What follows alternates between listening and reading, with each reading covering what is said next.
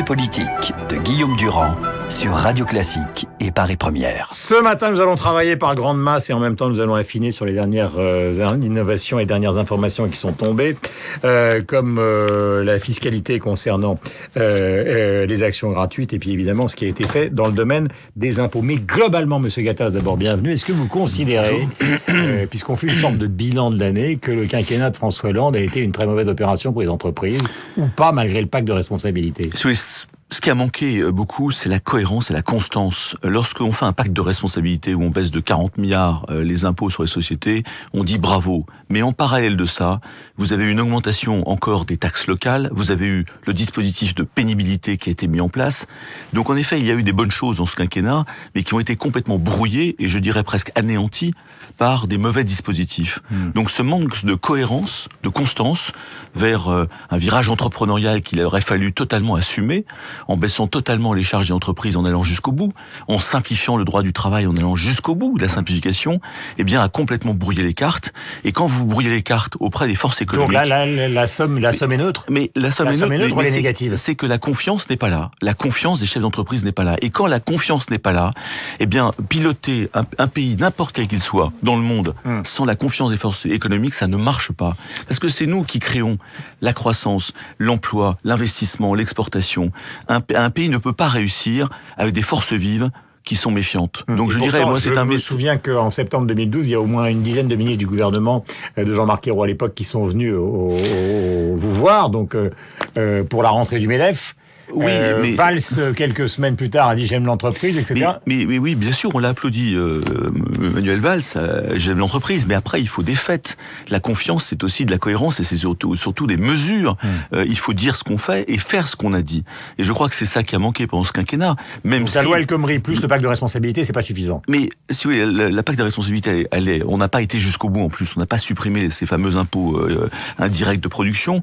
Et la loi El Khomri partait d'un bon sentiment avec le plafonnement des prud'hommes. Dans la version 1, il y avait un certain nombre de choses qui étaient possibles pour les TPE, les PME. Tout ça a été détricoté et cette loi El Khomri est devenue extrêmement complexe et en effet, ça a neutralisé les bonnes choses, malheureusement. Beaucoup de questions. Est-ce que vous considérez ce matin, donc finalement, Fillon et Macron, qui sont l'un et l'autre plutôt libéraux, c'est une bonne nouvelle? Il y aura d'autres candidats, il y en a d'autres, mais c'est plutôt une bonne nouvelle pour le patronat.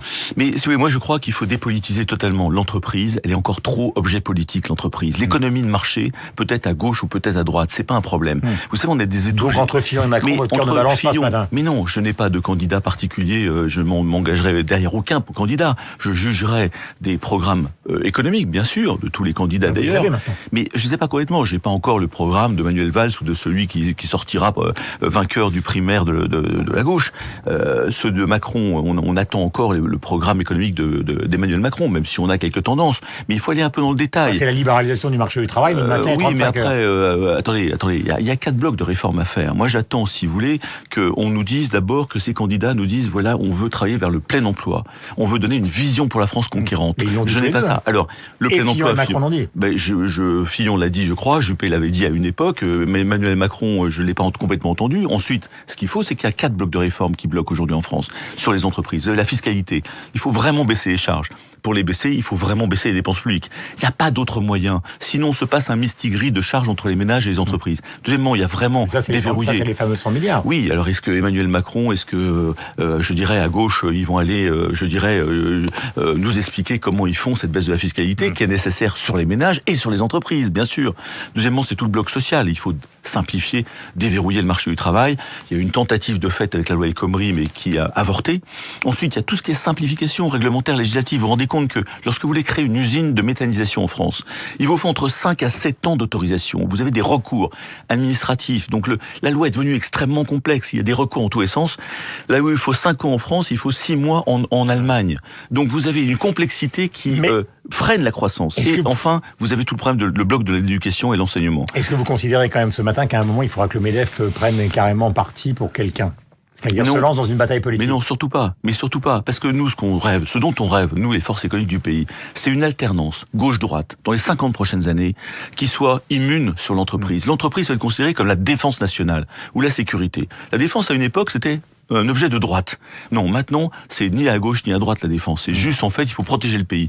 L'entreprise, c'est l'institution la plus remarquable de France. Pourquoi le patronat, finalement, n'entre pas dans la bataille, alors que les syndicats l'ont déjà dit à propos, justement, des 100 milliards ou du programme de François Fillon, et notamment à propos des fonctionnaires, qu'eux, ils allaient rentrer dans une bataille politique qui était une bataille d'affrontement. Mais nous, on dira clairement... Donc vous allez rester sur le trottoir de l'avenue Bosquet en attendant que ça passe. Mais pas du tout. On est en train de faire des doctrines. Depuis des mois, nous travaillons sur une doctrine fiscale, sociale, de simplification et d'éducation.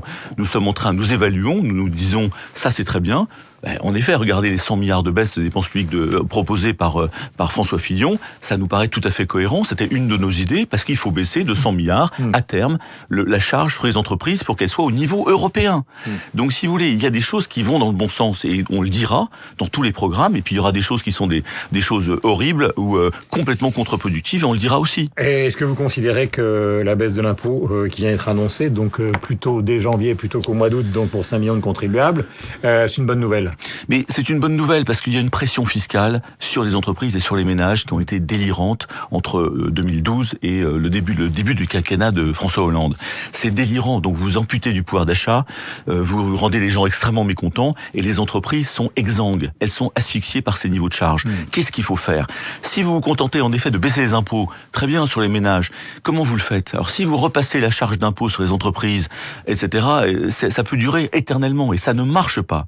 Donc ce mistigris de la charge fiscale, il faut le faire en baissant les dépenses publiques de fonctionnement. Alors, et nous avons des idées sur la baisse des dépenses publiques, sans mettre le feu, sans mettre la révolution. C'est 57% du PIB, les dépenses publiques en France, et la moyenne européenne est autour de 49-50%. Vous avez donc en effet une charge de l'ordre de 100 milliards de trop. Ça peut se faire en 5 ans, tout simplement en gelant toute augmentation de la dépense publique par an.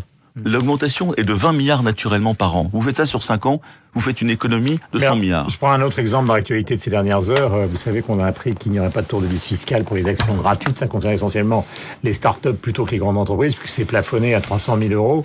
Est-ce que c'est une bonne nouvelle ou est-ce que le fait que finalement les charges continuent à peser sur les entreprises, même si elles ne sont pas imputées sur les salariés, c'est la démonstration exacte de ce que vous disiez tout à l'heure, à savoir qu'on libère les ménages, les individus, mais pas les entreprises. Mais bien sûr, si vous voulez déjà... ça sert à rien, tout les actions gratuites, si vous voulez, non, ça sert, c'est énorme. Les actions gratuites, c'est très important, c'est un élément de rémunération complémentaire.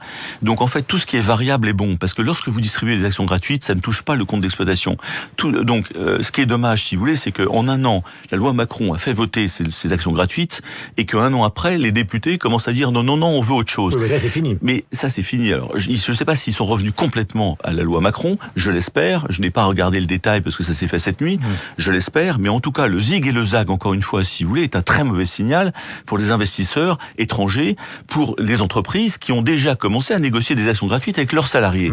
Donc je dirais, oui, il faut des actions gratuites. Oui, c'est une rémunération variable tout à fait intéressante. Et oui, ne bougeons pas la fiscalité toutes les 5 minutes. Tout à l'heure, vous disiez l'instabilité fiscale est extrêmement contradictoire avec l'attractivité de la France. On a beaucoup parlé de l'équipe Trump, dans laquelle il y a 3 banquiers de Goldman Sachs, un patron d'Exxon, etc., etc.